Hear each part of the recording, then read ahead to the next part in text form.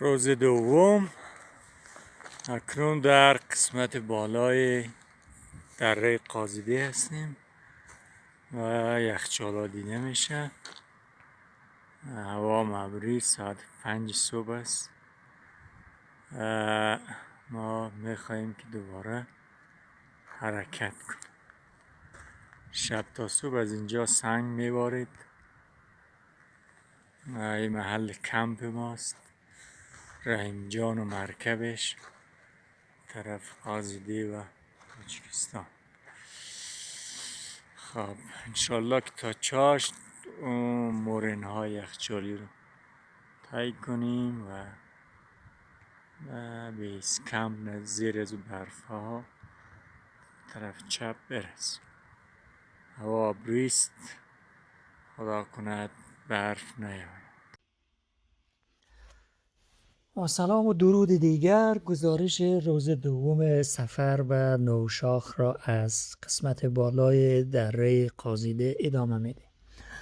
دیروز حدود ساعت 6 بعد از ظهر، 6 و نیم بعد از ظهر به محل رسیدیم به ارتفاع حدود 3600 متر در کنار دریای قازیده، جای نسبتا هموار و ریگی، جایی که دو تا آب، یک دریای اصلی و یک آبی دیگه از کوی طرف چپ می آمد. در کنار از او با اینکه صدای آب زیاد بود، اما به دلیل اینکه جای بسیار نسبتا هموار و گرم و بادخیز نبود و دیگه اینکه چوب درخت اونجا زیاد بود، آخرین جایی که درخت ها و اصطلاح یک جنگل ارچر اونجا میبینید، درخت و چوب زیاد بود برای آتش کردن و چای درست کردن و غذا پختن و اونجا کمپ زدیم و با رحیم جان شب بعد صرف غذا حدود ساعت 9 شب به خواب عمیق فرو رفتیم. اکنون ساعت 5 صبح است.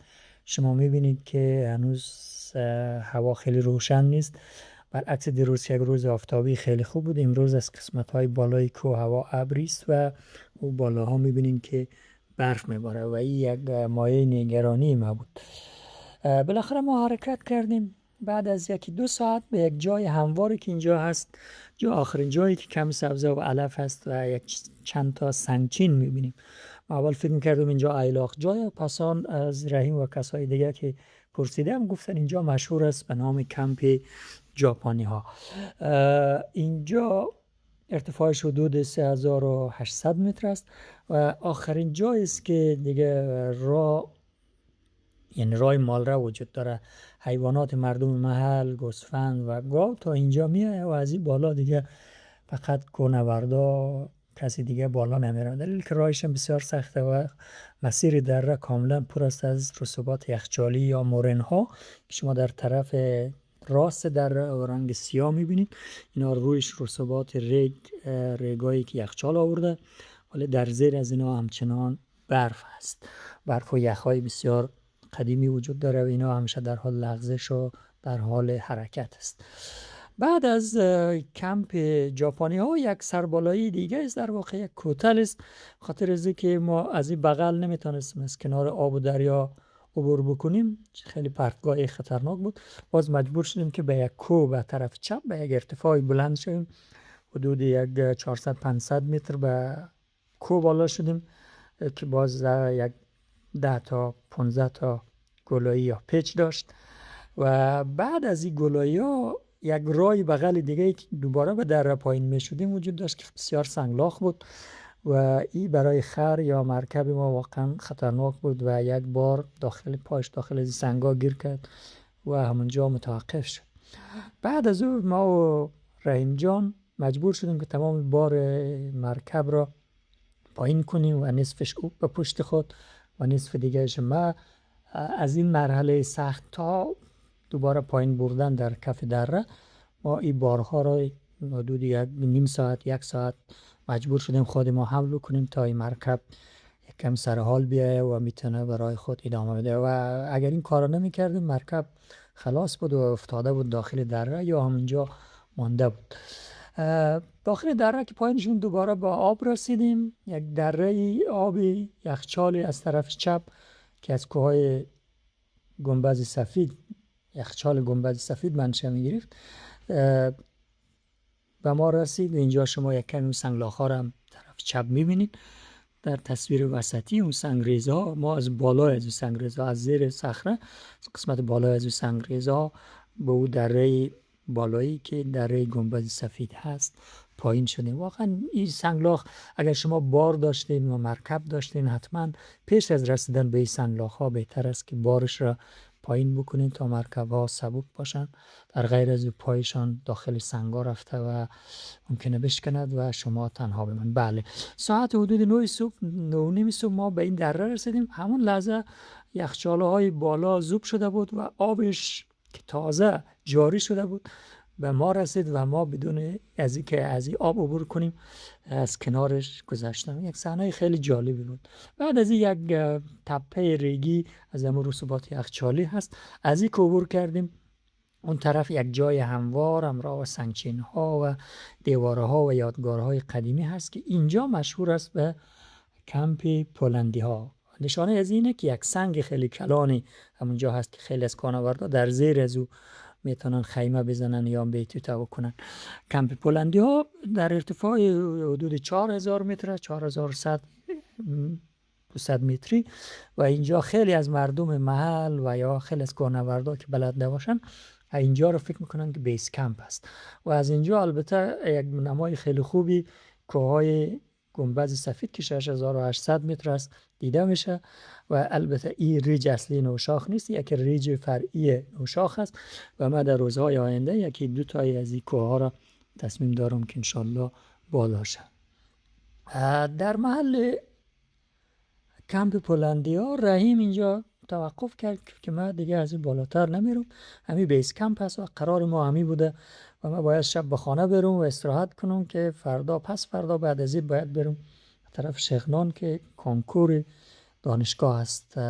رحیم جان متعلم یا دانش آموزی صنف 12 بودم سال بله. همین راه بغل اینجا شما تصویرش هم میبینین، راه بسیار خطرناک در تصویر وسطی. حدود یک ساعت اینجا، نیم ساعتی با هم بحث کردیم. هر استدلالی که من میکردم رحیم جان قبول نمیگه. آخرش من عصبانی شدم، گفتم بسیار خوب، قرار ما این نبود. اگر قرار است که تو ما را به نوشاخ و کمپ اصلی بیس کمپ نوشاخ برسانی، خب باید برسانی. اگر نمیرسانی بسیار خوب، من میرم همینطور. همین یک بیگ گرفته تو بقیه و وسایل لباسا را پس ببر به قاضیده، اصلا نیاز ندارم من به اینا و پول اضافی هم اگه میخوای من نمیدم، ولی اگر همراه ما بالا بری تا بیس کمپ برسونی برای تو 1000-2000 پول اضافی هم بده. با گفتن از این حرفا بازم من خودم به طرف بالا حرکت کردم. رحیم یک 15 دقیقه اونجا متوقف ماند، مرکبش هم البته استراحت کرد. بعد از من که پشت کوه رفتم، بعد از یک ساعت بعد سر تپه نشسته بودم نزدیک بیس کمپ، دیدم که رحیم جان هم بالاخره با آخرش آمد.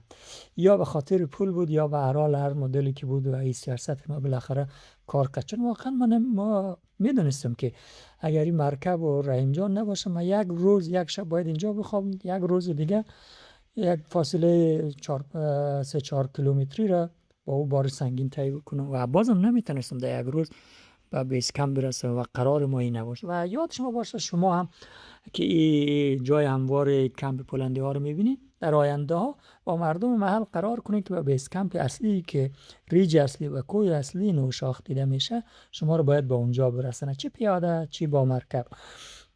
و در کمپ پولندی ها قرار نگذاریم به خاطر از اینکه فاصلش خیلی زیاده و کسایی که نابلد باشه، کوهنوردای نابلد مزیات دیده، مثلا ایرانی‌ها و کسای دیگر خیلی مردم محل کم زیره که همینجا آورده بارش گذاشتن و رفتن. و هر صورت بعد از این جنجال ها بالاخره حدود ساعت 12 بود که ما بعد از عبور از یک تپه ریگی بالاخره بیس کمپ را و ریج اصلی نوشاخ را مشاهده کردیم. تمام از دیروز تا حالا مشتاق چنین لحظه ای بودیم. واقعا این لحظه یک لحظه به یاد ماندنی بود که ما کمپ اصلی نوشاخ و ریج اصلی نوشاخ را ببینیم. همطور که شما میبینین رحیم و مرکبش هم آمد و راضی شد که این شب اینجا باشه و بعد از این هم همراه ما کمک کرد یک مقدار از بارها را تا پای ریج نوشاخ رساندیم که بعد از بیس کمپ بود. به هر صورت خیمه گروه هایک ونچر و علی اکبر سخی هم شما میبینید. این بیس کمپ واقعا یک جای خاطر انگیز است و سنگچینه های خیلی زیاد داره، نشانه های خیلی زیادی از فعالیت های گذشته هست و من خودم شخصا واقعا هیجانی بودم و بسیار خوش بودم.